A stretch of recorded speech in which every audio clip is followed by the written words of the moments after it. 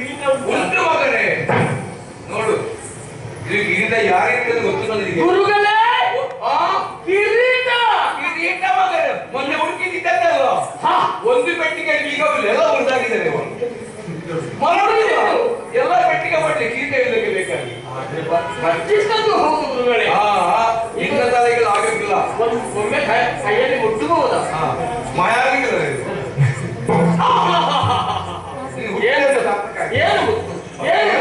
ಈ ಕಿರೀಟ ಇಟ್ಟು ಮಾಡಿದವರು ಯಾರು ಗೊತ್ತೇ? ಹಿರಣ್ಯಕಶ್ಯಪ, ಶೋಣಿತ ಅವರ ಸರ್ವಾಧಿಕಾರಿ. ಅವರ ಕಾಲ ಕಳೆದ ಮೇಲೆ ನನ್ನಲ್ಲೇ ಇತ್ತು. ಯಾಕೆ? ಯಾರ ತಲೆಯನ್ನು ಸೇರುವುದಕ್ಕಂತ ಯೋಗ್ಯತೆ ಅವರು ಹುಟ್ಟಲಿಲ್ಲ ಮಗನೇ. ಆದ್ದರಿಂದ ಹಿರಣ್ಯಕಶ್ಯಪ ಇಟ್ಟಂತ ಅದು ಕಿರೀಟವನ್ನೇ ನಿನ್ನ ತಲೆಗೆ ಧಾರಣ ಮಾಡಿ.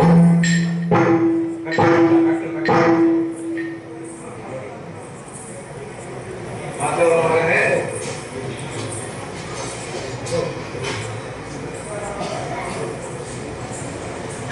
ನೋಡು, ಆ ಕಿರೀಟಕ್ಕೆ ಈಗ ಒಂದು ಬೆಲೆ ಉಂಟು. ಪಟ್ಟದ ಕತ್ತಿ ನಿನಗಂತೂ ಅಧಿಕಾರ ಸಿಕ್ಕಿತ್ತು. ಇವರು ಕೂಡ ಒಂದು ಖಾತೆಗೆ ಕಾಯ್ತಾ ಇದ್ದಾರೆ. ಆದ್ರಿಂದ ಒಂದೊಂದು ಖಾತೆ ನೀತಿಯವರಿಗೆ ಹಂಚಿಬಿಡು.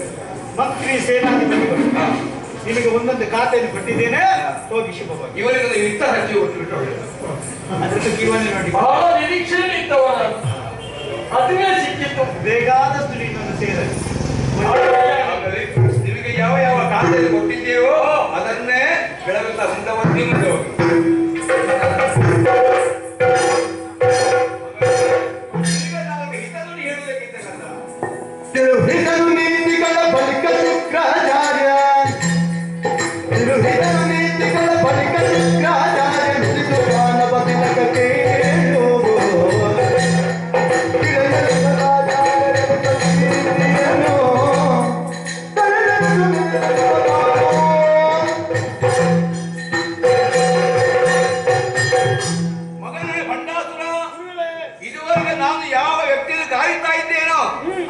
ವ್ಯಕ್ತಿ ನನ್ನ ಕಣ್ಣಿಗೆ ಗೋಚರಿಸಾಗಾಯ್ತು. ನನ್ನ ಆಸೆ ಏನಿತ್ತು ಅದು ಇದೀಗ ಫಲಕಾರಿ ಆಯ್ತು ಅಂತ ಹೇಳಿದ್ರು ಕೂಡ ತಪ್ಪಾಗ್ಲಿಕ್ಕಿಲ್ಲ. ನಮ್ಮ ವಂಶದಲ್ಲಿ ಎಂತೆಂತ ಘಟಾನುಘಟಿಗಳು ಹುಟ್ಟಿದ್ದಾರೆ ಮಗ. ಹಿರಣ್ಯ ಕಶ್ಯಪನೋ, ಹಿರಣ್ಯಾಕ್ಷನೋ, 14 ಹೋಗೋದ ಗಡಗಡ ನಡುಗಿಸಿದ ವ್ಯಕ್ತಿ. ಆದರೆ ಈಗ ಅವರು ಯಾರು ಇಲ್ಲ ಮಗ. ಎಲ್ಲರ ಕಾಲ ಕಳೆದು ಹೋಯ್ತು. ಯಾಕೆ? ರಾಕ್ಷಸನ ಹುಟ್ಟಿದ್ರು ಕೂಡ ಅನ್ಯಾಯವನ್ನು ಮಾಡುತ್ತಾ ಕೊನೆಗೆ ಹರಿಯಾಗಿ ಅವರನ್ನು ಹತರಾಗಿ ಹೋಗಿದ್ರು. ಆಮೇಲೆ ವಂಶದಲ್ಲಿ ಕೀರ್ತಿವಂತರಾಗಿ ಯಾರು ಬಾಳಿದವರು ಇಲ್ಲ. ಇರ್ಲಿಕ್ಕೆ ಎಷ್ಟೋ ಮಂದಿ 1000 ಮಂದಿ ಇದ್ದಾರೆ. ಒಂದು ಗಾದೆ ಮಾಡಲು ಸಗಣಿಗೆ 1000 ಮಧ್ಯಾಹ್ನಕ್ಕೆ ಲಯ ಅಂತ. ಅವರನ್ನು ಎಲ್ಲ ನಿಯಂತ್ರಣಕ್ಕೆ ತರಲಿಕ್ಕೆ ನನ್ನಿಂದ ಬಹಳ ಕಷ್ಟವಾಗುತ್ತೆ ಮಗ. ಎಲ್ಲೋ ತಿರುಗಾಡ್ತಾ ಇದ್ರು. ಎಲ್ಲರೂ ಒಂದುಗೂಡಿಸಿದ್ದೇನೆ. ಎಲ್ಲರೂ ನಿನ್ನ ಕೈಗೆ ಒಪ್ಪಿಸಿದ್ದೇನೆ. ಶೂನ್ಯಕಾವ ಕೂಡ ಸರ್ವ ಅಧಿಕಾರಿಯಾಗಿ ಮಾಡಿದ್ದೇನೆ. ಕಿರೀಟದ ತಲೆ ಕೊಟ್ಟಿದ್ದೇನೆ. ಪಟ್ಟದ ಕೈಯಿಂದ ಕೈಗೆ ಇಟ್ಟಿದ್ದೇನೆ. ಆದರೆ ಇಲ್ಲಿ ಇರುವುದು ಮಗ. ಅಧಿಕಾರ ಎಂಬುದು ಹೇಗೆ ಗೊತ್ತಾ? ಮುಳ್ಳಿನ ಕತ್ತಿ ಇದ್ದಾಗೆ, ಮುಳ್ಳಿನ ಹಾಸಿಗೆಯಲ್ಲಿ ಮಲಗಿದಾಗೆ. ಅಧಿಕಾರ ಸದುಪಯೋಗ ಪಡಿಸಬೇಕೆ ಹೊರತು ದುರುಪಯೋಗ ಪಡಿಸಬಾರದು ಮಗ. ನಮ್ಮವರು ರಕ್ಕಸರಂದ್ರೆ ಹೆಡ್ಡ ಗುಡುಕರು, ಮಾಂಸ ಭಕ್ಷಕರು, ಅತ್ಯಾಚಾರಿಗಳು ಇಂಥ ಹೆಸರು ಕೇಳಿಸಬಾರದು. ರಾಕ್ಷಸರು ಒಳ್ಳೆಯವರು ಒಬ್ಬ ಇದ್ದಾರೆ ಎಂದು ತೋರಿಸಿಕೊಡೋದಕ್ಕೆ ಬೇಕಾಗೇ ನಿನ್ನ ಹುಟ್ಟಾಗಿದೆ. ನಿನಗೆ ಪಟ್ಟವನ್ನು ಕಟ್ಟಿದ್ದೇನೆ. ಒಳ್ಳೆ ಕೆಲಸವನ್ನು ಮಾಡುವಾಗ ನಾಳೆ ಕೀರ್ತಿ ನನಗೆ ಬರ್ತದೆ. ಆತ ಯಾರು? ಅವ ಶುಕ್ರಾಚಾರ್ಯ ಶಿಷ್ಯ ಎಂಬಾಗೆ. ನನಗೆ ಅಪಕೀರ್ತಿ ಬರೋದಕ್ಕೆ ಬೇಕಾದ ಪ್ರಯತ್ನ ಮಾಡಬೇಡ. ಸತ್ಯವಂತನಾಗಿ, ಧರ್ಮಿಷ್ಠನಾಗಿ, ನ್ಯಾಯವಂತನಾಗಿ, ಪ್ರಜಾರಂಜಕನಾಗಿ ಮೆರೆದು ಹೌದು ತಾದ್ರೆ ಇದುವೇ ನೀನು ನನಗೆ ಕೊಡುವಂತ ಗುರುದಕ್ಷಿಣೆ ಮಗ. ಶಾಶ್ವತವಾಗಿ ನನ್ನ ಹೆಸರನ್ನು ಉಳಿಸುವ ಹಾಗೆ ನಾನು ಮಾಡ್ತೇನೆ. ಅಷ್ಟು ಮಾಡಿದ್ರೆ ಅಧಿಕಾರ ಕೊಟ್ಟೋದಕ್ಕೆ ಸಾರ್ಥಕವಾಯಿತು. ಅಧಿಕಾರವನ್ನು ಮುಂದುವರಿಸಿ ಮಗ.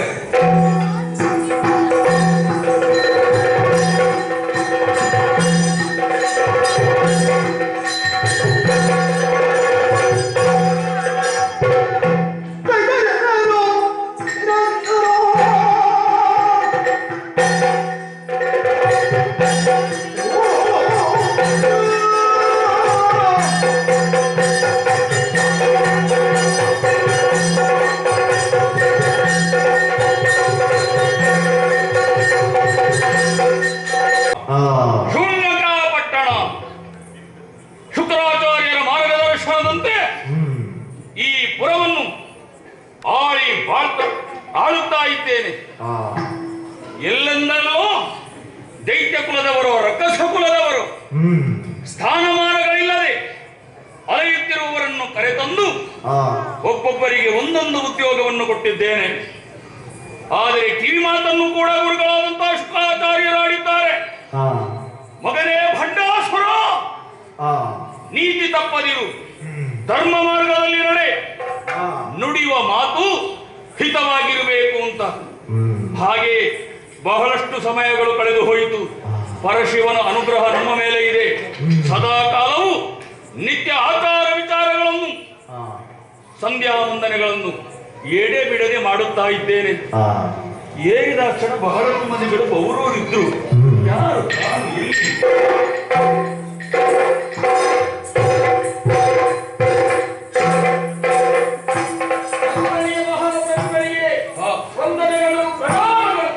ಅಯ್ಯ, ಸಿಂಹಾಸನವನ್ನು ಏರಿದ ಕ್ಷಣವೇ ಇಕ್ಕೆಲಗಳಲ್ಲಿ ಬಂದು ಯಾವತ್ತೂ ಕೂಡ ನೀವು ಹೊಗಳುತ್ತಾ ಇದ್ದವರು. ಇವತ್ತು ಹಾಗೆ ನೀವು ಬರಲಿಲ್ಲ. ನಿಮ್ಮನ್ನು ನೋಡುತ್ತಾ ಇರುವಾಗ ಏನೋ ಒಂದು ಬೇಸರ, ಯಾವುದೋ ಒಂದು ಮನಸ್ಸಿನಲ್ಲಿ ಇದೆ. ಹೇಳುವುದಕ್ಕಾಗದೆ ಒತ್ತಾಡುತ್ತಾ ಇದ್ದೀರಿ ನೀವು. ನನ್ನಲ್ಲಿ ಹೇಳದೇ ಇರುವಂತಹ ವಿಷಯ ಏನಾದ್ರೂ ಇದೆಯೇ? ಧೈರ್ಯದಿಂದ ಹೇಳಿ, ಏನು ನಿಮಗೆ ಬೇಕು? ನಿಮ್ಮ ನಿಮ್ಮ ಉದ್ಯೋಗದಲ್ಲಿದ್ದವರು ಕೂಡ ಮಾನವದನರಾಗಿದ್ದೀರಲ್ಲ, ಯಾಕೆ? ಏನು ಕಾರಣ? ಕಾರಣವಿದೆ, ಕಾರಣವಿದೆ. ಕೇಳು ಬಂಡಾಸುರ ನುಡಿಯ,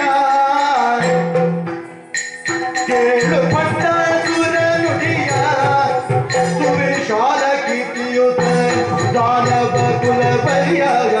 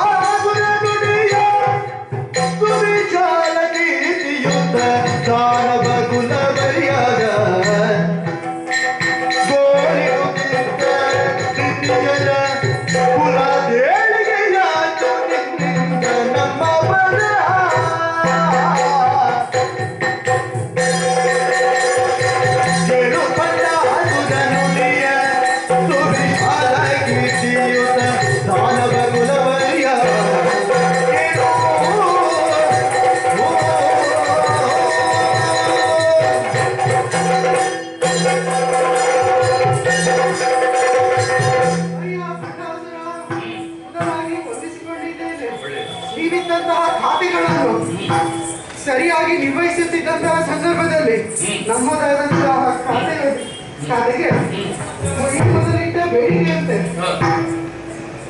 ಹೌದಾ? ಏನಾಯ್ತು? ಏನು ಆಯ್ತು ನಿಮಗೆ? ಅದಿರು ರಚಿಪೇವೆ ನೋತ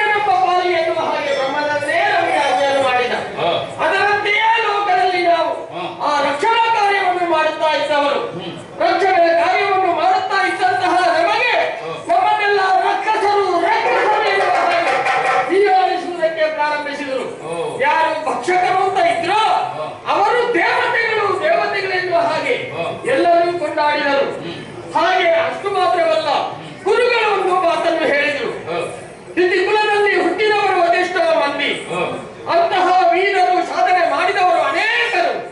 ಆದ್ರೆ ಆ ವಂಶದಲ್ಲಿ ಹುಟ್ಟಿದವರೀಗ ಯಾರಾದರೂ ಇದ್ದಾರಾ? ಯಾರೊಬ್ಬರೂ ಇಲ್ಲ. ಅಂದ್ರೆ ಹುಟ್ಟಿದಂದಿನಿಂದಲೂ ಒಂದಲ್ಲ ಒಂದು ರೀತಿಯಲ್ಲಿ ನಮ್ಮ ಪಾಲಿಗೆ, ನಮ್ಮ ವಂಶದವರಿಗೆ ಅನ್ಯಾಯವಾಗಿದೆ. ಅನ್ಯಾಯವಾದದನ್ನು ಸಹಿಸಿಕೊಳ್ಳುವುದಕ್ಕೆ ಸಾಧ್ಯ ಉಂಟೆ ಹೇಳಿ? ಸಾಧ್ಯವೇ ಇಲ್ಲ. ನಮ್ಮವರು ರಕ್ಕಸರು ಅದೆಷ್ಟೋ ಮಂದಿ ಈ ಶೋಣಿತಾಪದಲ್ಲಿ ಹುಟ್ಟಿದವರಿದ್ರು. ಆದ್ರೆ ಅಂತವರಿಗೂ ಅನ್ಯಾಯವಾಗಿದೆ ಪ್ರಭು. ಅಷ್ಟು ಮಾತ್ರವಲ್ಲ, ಒಂದು ಸಂದರ್ಭದಲ್ಲಿ ದೇವತೆಗಳು ನಮಗೆ ಮಾಡಿದಂತ ಅನ್ಯಾಯ ಒಂದೇ ಎರಡೇ. ಆ ಸಮುದ್ರ ಮಥನ ಪ್ರಕರಣವನ್ನೇ ನಾವು ತೆಗೆದುಕೊಳ್ಳುವ. ಆ ದೇವೇಂದ್ರ ಅನ್ಯಾಯದಿಂದ ದೇವಲೋಕದ ಸಂಪತ್ತನ್ನೆಲ್ಲ ಕಳೆದುಕೊಂಡ. ಸಮುದ್ರ ಪಾಲಾಯಿತು. ಅಂತಹ ಸಂಪತ್ತನ್ನೆಲ್ಲ ಪಡೆದುಕೊಳ್ಳಬೇಕು ಅಂತ ಇದ್ರೆ ರಾಕ್ಷಸರ ಅಂತ ನಮ್ಮ ಸಹಾಯವನ್ನು ಪಡೆಯಬೇಕಾಯಿತು. ನಮ್ಮಲ್ಲಿಗೆ ಬಂದು ಸಹಾಯವನ್ನು ಕೇಳಿದ್ರು. ಸಮುದ್ರ ಮಥನಕ್ಕೆ ನಮ್ಮವರು ಒಪ್ಪಿದರು ಏನು ಹೌದು. ಸಮುದ್ರದಲ್ಲಿ ಬರುವಂತಹ ವಸ್ತುಗಳನ್ನು 3 ಪಾಲು ಮಾಡಬೇಕೆನ್ನುವ ಹಾಗೆ ನಮ್ಮವರು ಹೇಳಿದ್ರು. ಅದರಂತೆ ಕೊನೆಗೆ ಬಂದದ್ದು ಅಮೃತ. ಈ ಅಮೃತ ಬಂದಾಗ ರಕ್ಕಸರ ಒಂದು ಬದಿಯಲ್ಲಿ ದೇವತೆಗಳು ಒಂದು ಸಾಲು. ಅಲ್ಲಿಗೆ ಅಮೃತವನ್ನು ಹಂಚುವಾಗ ನಮ್ಮವರಿಗೆ ಅನ್ಯಾಯವಾಗುತ್ತದೆ ಎಂದು ತಿಳಿದು ನಮ್ಮವರೇ ಆದಂತಹ ದುರ್ಭಾನು ದೇವತೆಗಳ ಪಂಕ್ತಿಯಲ್ಲಿ ಕುಳಿತುಕೊಂಡ. ಹಾಗಾಗಿ ಇದನ್ನು ಅರಿತಂತಹ ಆ ಮೋಹಿನಿ ಯಾರು? ಶ್ರೀಮನ್ನಾರಾಯಣ. ಅಮೃತವನ್ನು ಪಡೆಯುತ್ತಾ ಮುಂದೆ ಹೋದಾಗ ಈ ವಿಚಾರವನ್ನು ಅರಿತಂತಹ ಸೂರ್ಯಚಂದ್ರನು ಕಣ್ಣಸನ್ನೆ ಮಾಡಿದರು. ದೇವತೆಗಳ ಪಂಕ್ತಿಯಲ್ಲಿ ರಾಕ್ಷಸರೊಬ್ಬ ಕುಳಿತುಕೊಂಡಿದ್ದಾರೆ ಎನ್ನುವ ಹಾಗೆ ಯಾವ ಸೌಟಿನಿಂದ ಅಮೃತವನ್ನು ಪಡಿಸ್ತಾ ಇದ್ರು ಅದೇ ಸೌಟು ಚಕ್ರವಾಗಿ ಸ್ವರ್ಭಾವನ ಕತ್ತರಿಸುವಲ್ಲಿ ಹಾಗಾಯಿತು. ಅಮೃತದಲ್ಲಿಯೂ ನಮ್ಮ ಪಾಲಿಗೆ ವಂಚನೆ. ನಮ್ಮವರ ದುಡಿಮೆ ಹೆಚ್ಚು, ಅವರ ದುಡಿಮೆ ಏನಿಲ್ಲ. ಅಲ್ಲಿಂದ ಇಲ್ಲಿಯವರೆಗೆ ನಮಗೆ ಒಂದಲ್ಲ ಒಂದು ರೀತಿಯ ಕಷ್ಟ ನೋವು ಇದನ್ನು ಅನುಭವಿಸಿಕೊಂಡೇ ಬಂದವರು. ಹಾಗಾಗಿ ನಮಗೆ ಆದಂತ ಅನ್ಯಾಯ ದೇವತೆಗಳಿಂದ. ಇನ್ನು ಮುಂದೆ ಆದರೂ ನಿನ್ನ ಜೊತೆಯಲ್ಲಿ ಇರುವ ಈ ಸಂದರ್ಭದಲ್ಲಿ ಯಾವುದಕ್ಕೂ ನಾವು ಹೆದರುವವರಲ್ಲ. ನಮಗೆ ನ್ಯಾಯ ಬೇಕು. ಮುಳ್ಳನ್ನು ಮುಳ್ಳಿನಿಂದಲೇ ಅಡೆಯಬೇಕು. ಧೈರ್ಯದ ನುಡಿಗಳನ್ನು ಲಾಲೆ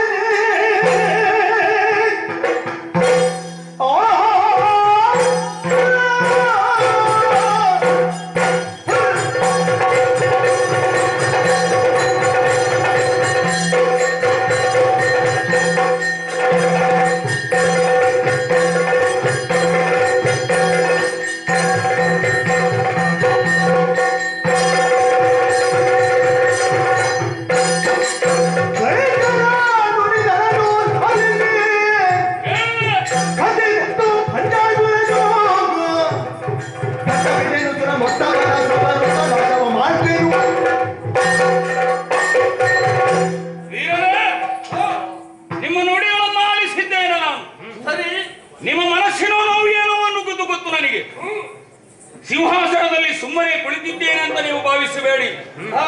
ದೇವತೆಗಳ ಬಗ್ಗೆ ಒಂದು ಗಮನ ಇತ್ತು ನನಗೆ.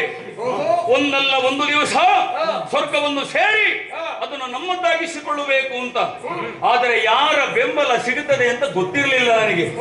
ನೀವೆಲ್ಲ ಅವರಿಗೆ ಸರಿಯಾದಂತಹ ಶಿಕ್ಷೆಯನ್ನು ಕೊಡಬೇಕು ಅಂತ ಹೇಳ್ತೀರಿ ಅಂತ ಆದ್ರೆ ಸಿದ್ಧರಿದ್ದೀರಿ ಅಂತ ಆದ್ರೆ ತಡವನ್ನು ಮಾಡುವುದು ಸರಿಯಲ್ಲ. ಆ ದೇವತೆಗಳನ್ನು ಶಿಕ್ಷಿಸುವುದಕ್ಕೆ, ಸ್ವರ್ಗವು ನಮ್ಮದ್ದಾಗಿಸಿಕೊಳ್ಳುವುದಕ್ಕೆ ಅಭಿಯಾಗ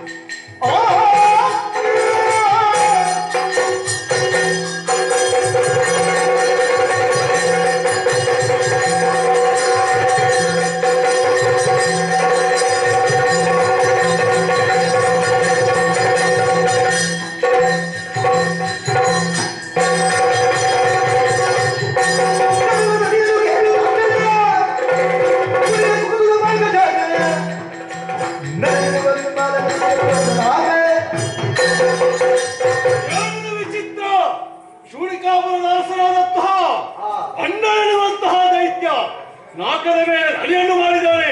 ಎಲ್ಲಿ ಸುಮನ ಸಾವು?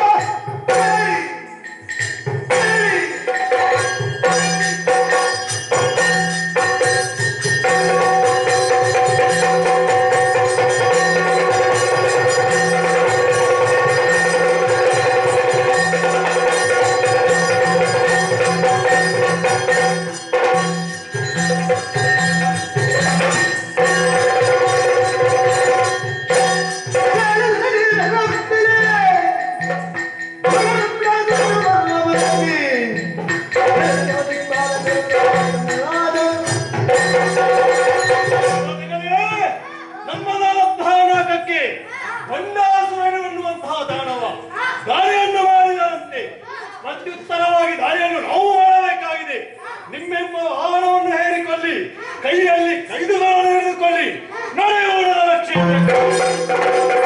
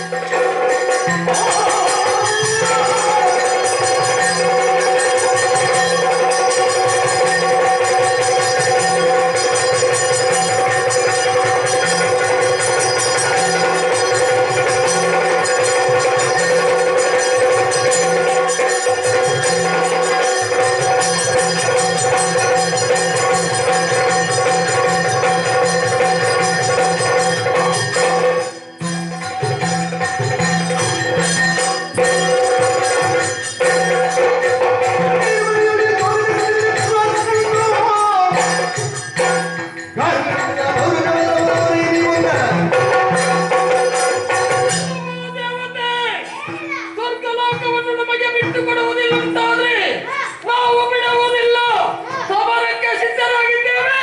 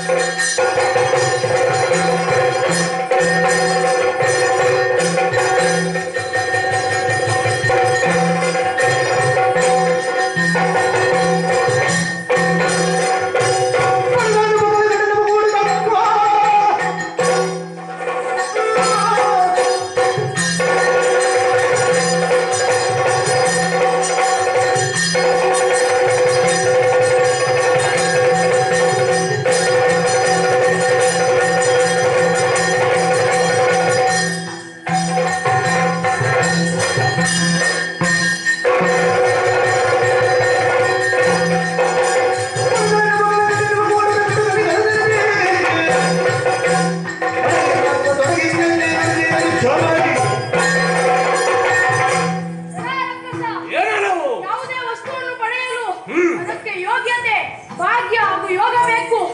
ನೀವು ಹಲವು ಬಾರಿ ನಮ್ಮನ್ನು ಸೋಲಿಸಿ ಸ್ವರ್ಗವನ್ನು ಪಡೆದಿರಬಹುದು. ಆದರೆ ಅದು ನಿಮ್ಮ ಪಾಲಿಗೆ ಶಾಶ್ವತವಾಗಿ ಉಳಿದಿಲ್ಲ. ಯಾಕಂದರೆ 100 ಯಾಗಗಳನ್ನು ಮಾಡಿ ಪಡೆದದ್ದು ಈ ಸ್ವರ್ಗ. ತ್ರಿಮೂರ್ತಿಗಳ ಆಶೀರ್ವಾದವಿದ್ದರೆ ಮಾತ್ರ ಇದು ಸಿಗುವುದು. ಅದನ್ನು ಬಿಟ್ಟು ದುರಾಸೆಯಿಂದ ಸ್ವರ್ಗವನ್ನು ಪಡೆಯಲು ಬಂದರೆ ಜಾಗ್ರತೆ.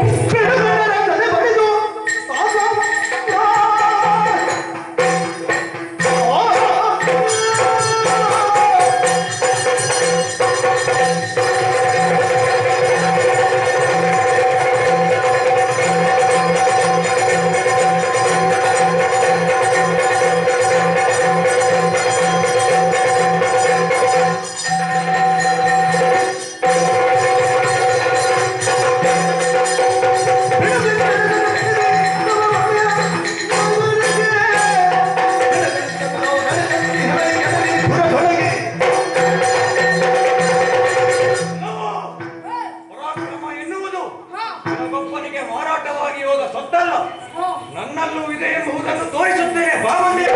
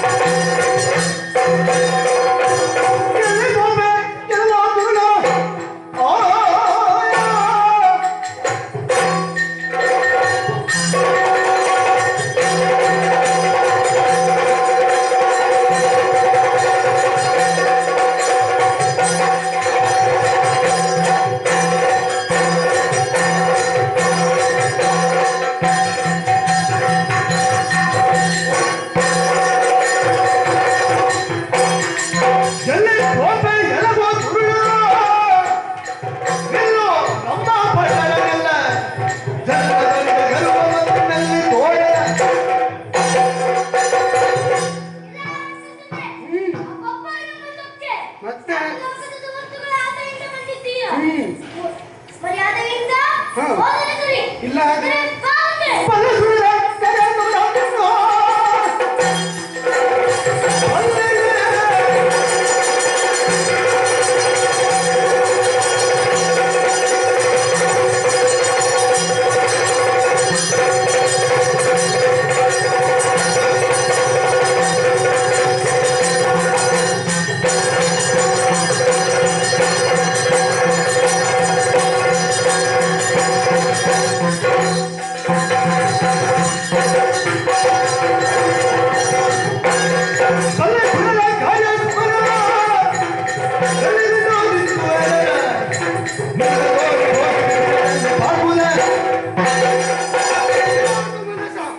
ಸ್ವರ್ಗವನ್ನು ಆಸೆಯಿಂದ ಸ್ವರ್ಗಲೋಕಕ್ಕೆ ಅಭ್ಯೋಗವನ್ನು ಮಾಡಿದ್ದೇವೆ.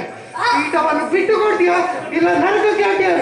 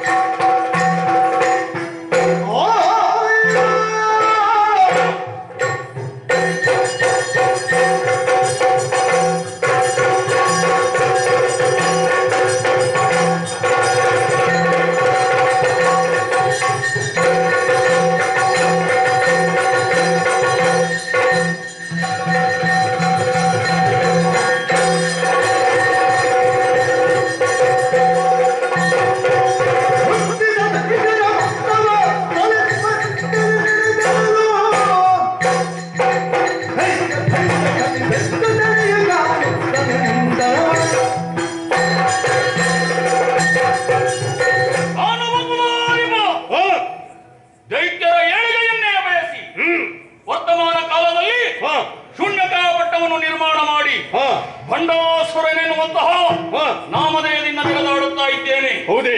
ನಮ್ಮವರಿಗೆ ಆದಂತಹ ಅನ್ಯಾಯಕ್ಕೆ ಸರಿಯಾದಂತಹ ಶಿಕ್ಷೆಯನ್ನು ಕೊಡುವುದಕ್ಕಾಗಿ ಸೇನೆಯನ್ನು ನೆಲೆಹಿ ಬಂದಿದ್ದೇನೆ. ದೇವೇಂದ್ರ, ಏನು? ಸ್ವರ್ಗದಲ್ಲಿರುವಂತಹ ಸಕಲವನ್ನು ನನಗೆ ಒಪ್ಪಿಸಿ ನನ್ನ ದಾಸನಾಗು, ಇಲ್ಲವಾದರೆ ಬಿಡಲಾರೆ.